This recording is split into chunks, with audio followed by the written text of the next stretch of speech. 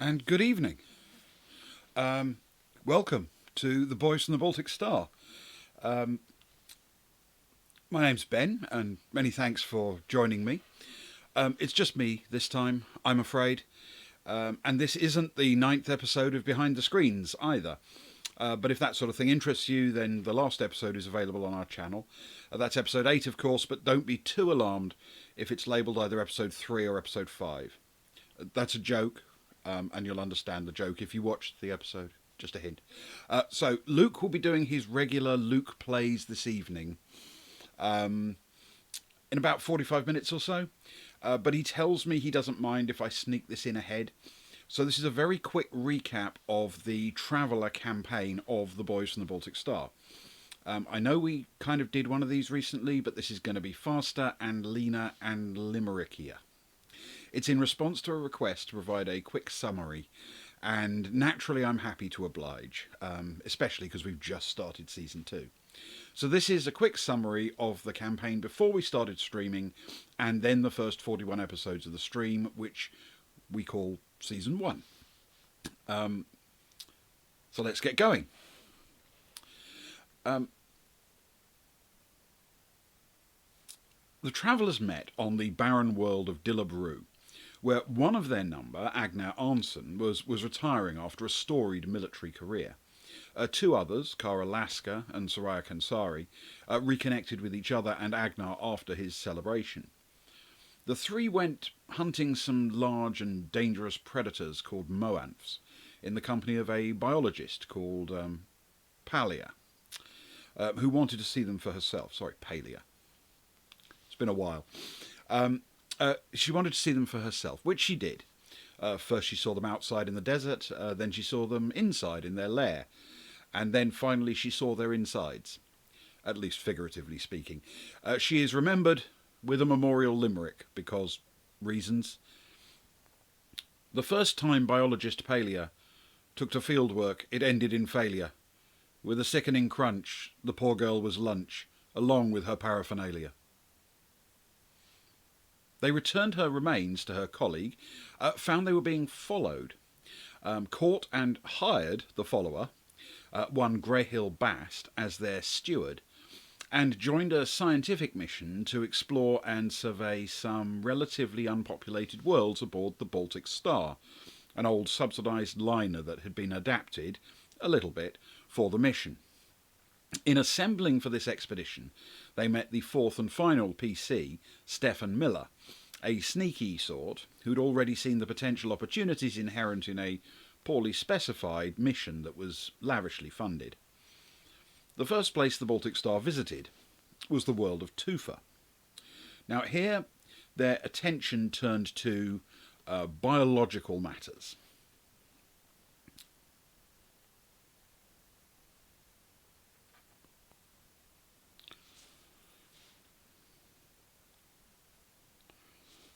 As they found a strange but potentially deadly symbiotic relationship between several alien species.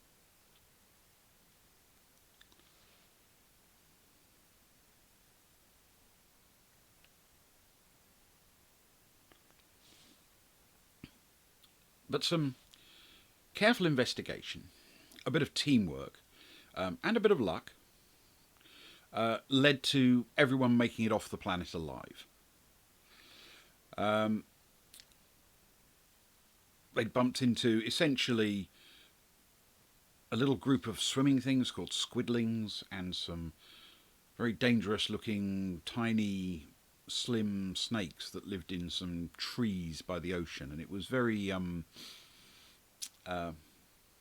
very creepy, but at the same time, interesting, curious for a biologist. So most of the action, though not all of the action, at the next stop took place on a space station orbiting the world of Brightsea, where the dangers they faced were quite different. Their expedition unaccountably found it had run out of money. So they decided to take over the ship, the Baltic Star, and go looking for adventures on their own. Now the team had to fund their running expenses, not trivial for a starship, so they went looking for business opportunities. Their first success was to find a passenger looking for transport, and with money to spend on the ticket, a woman called Zoe Hathaway, who hired them for her journey to Kigarisa. They also had the opportunity to make some quick money by selling the services of their geologist, Sammy Kress, to an entrepreneur by the name of Anton Fess, who needed some rock samples analysed. During this deal, the travellers became suspicious of Fess and decided to jump out of the system early, evading whatever he had planned for them. They didn't completely avoid any trips to the surface of the world, however. A quick look at the surface, no longer a requirement for their mission, but still a matter of curiosity, beckoned. On the planet itself, essentially run like a company town for mining interests, the party recruited another NPC, a young woman called Rose, whose profession was, let's just say, in the service industry. She jumped at the chance of a better life, and the crew got to know her a bit on the next jump of the journey.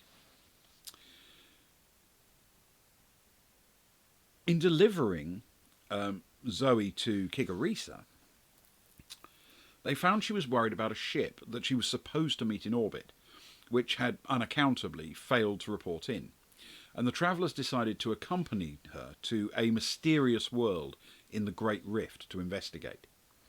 At this world, a DKB1 Alpha, found at point XF1402, there was a research station called Candling Station, and the travellers found there was a terrible situation there.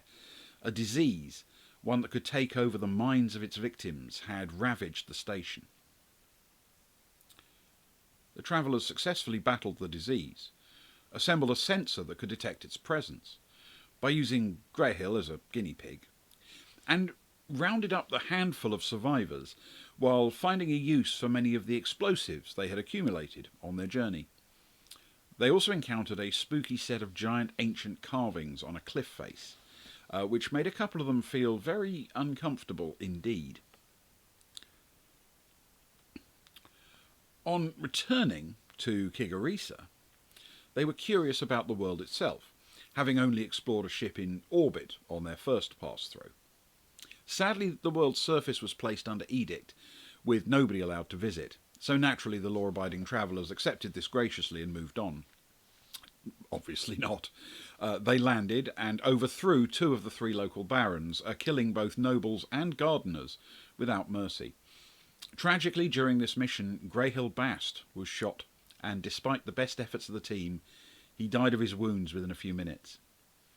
Greyhill may be gone, but is never forgotten.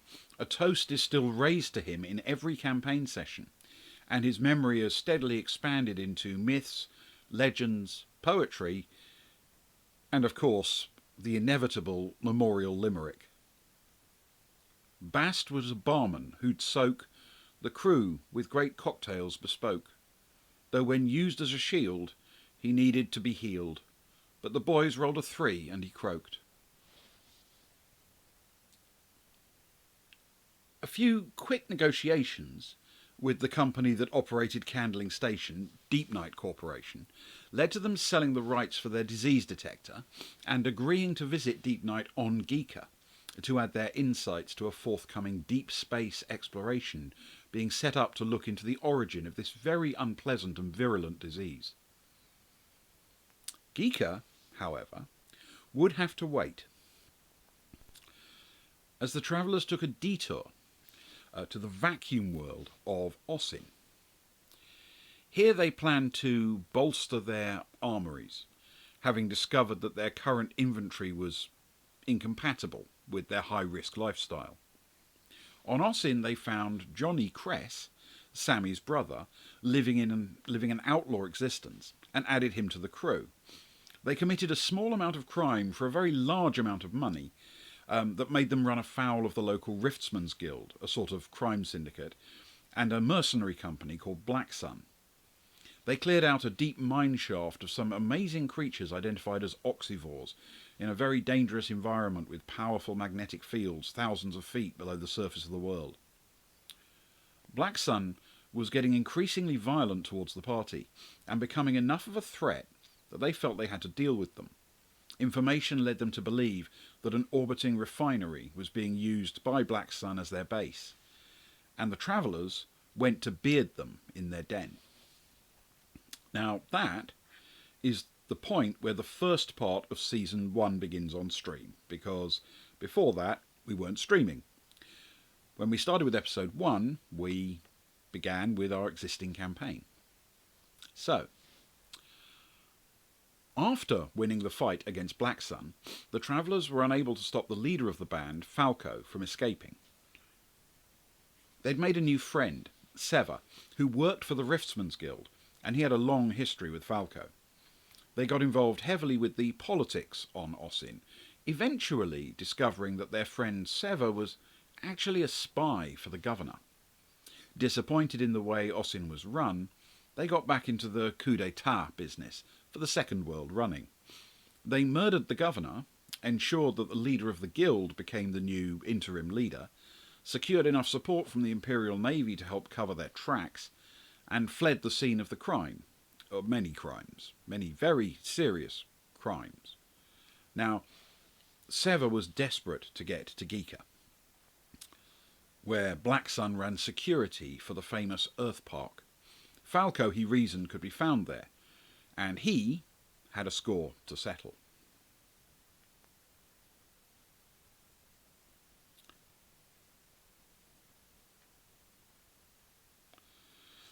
The travellers dropped Sever off on Geeka and began exploring the rather lovely world. They visited Earth Park and made contact with a local called Kat Aralesti, and through her they met the Commodore, a businessman with interests in fishing. He had a contact with an accomplished ichthyologist called Mattis Fess, and introduced the travellers to him. Only they discovered that Mattis Fess and Anton Fess were in fact the same person. Again, Fess gave the party some very bad vibes and uncomfortable moments, and in a tense meeting aboard a boat on a lake, it seemed that Fess might have begun to see them as more of a threat, making him much more dangerous. They traded with the Commodore to secure some fish futures, made of futuristic fish, and discovered an ancient structure on an island while following leads about the areas that Fess was interested in, though it's still not clear exactly why he was so interested in such places. Here they encountered a group of dangerous sea bats, but escaped with images of a new set of carvings, completely unlike the ones they'd found in the rift. Meanwhile, they decided to recruit Kat to join the party, and the Commodore introduced them to one of his friends. A noble Aslan by the name of Paral Karar seemed very happy to meet them. They later found that they were being followed, and in the famous Cascade nightclub captured their pursuer, who turned out to be a member of Zodani's special forces called Stella Nest.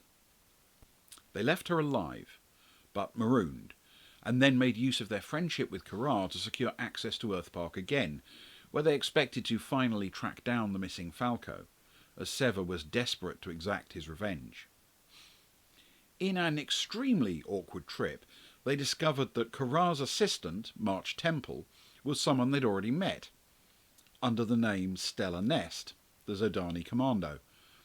An uneasy truce seemed to be observed with both sides, and they pursued Falco into Earth Park. Sever, finally, got his revenge, as Falco made an error of judgment in attempting to flee through a pen full of direwolves, a decision he regretted for the rest of his life.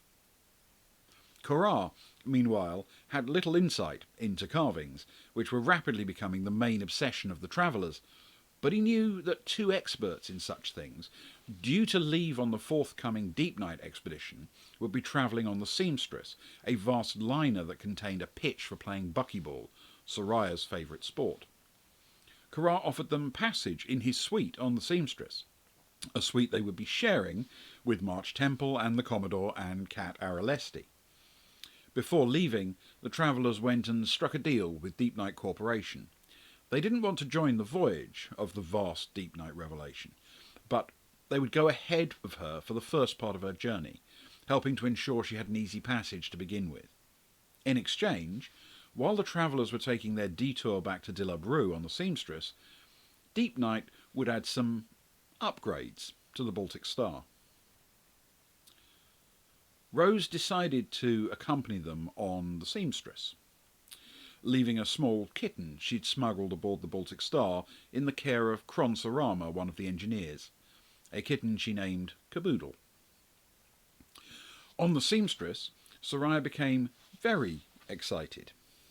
Very excited. Because buckyball is very much her sport, and she's a huge fan of the Geeka team. Before the actual match, there was a match between teams of fans of each team, and Soraya played very well in Geeka colours. While that was going on, Paral Karar and March Temple had arranged an introduction with the carvings experts, but on visiting one of them, Brett Sagar, they discovered he'd been murdered. They made contact with the other archaeologist, Freya Kranev, and the party began investigating the killing. The investigation was extremely intricate, but eventually they discovered that the killer was a mysterious and rather scruffy Varga called Midran Dakstar, who was definitely aided by Laura Frost, a contractor in nefarious schemes, and there was reason to believe that a very powerful Varga family, the Tarak family, might also be involved. Olivia Sharp, the head of security, let the travellers call everyone together for the big reveal. But that took place after a brief and violent confrontation on the Seamstress, during which the murderer Dakstar was killed. Frost was placed under arrest for her part in the murder and narrowly escaped being killed herself when a member of Sharp's security team tried to poison her. Stefan's quick reaction stopped the murder, but the agent killed herself, so the party still don't know her allegiance, though they have their suspicions. With the murder solved, the party took the opportunity to recruit archaeologist Freya Kranev to the crew. Now, she'd been willing to take a very large amount of money from the Tarak family of Varga to abandon the Deep Night expedition at the most awkward time possible. But now, seeing the violence that seemed to spin around her, she took up the offer to join the Baltic Star for personal preservation. At the end of the trip, the Seamstress arrived at Dilla Brew.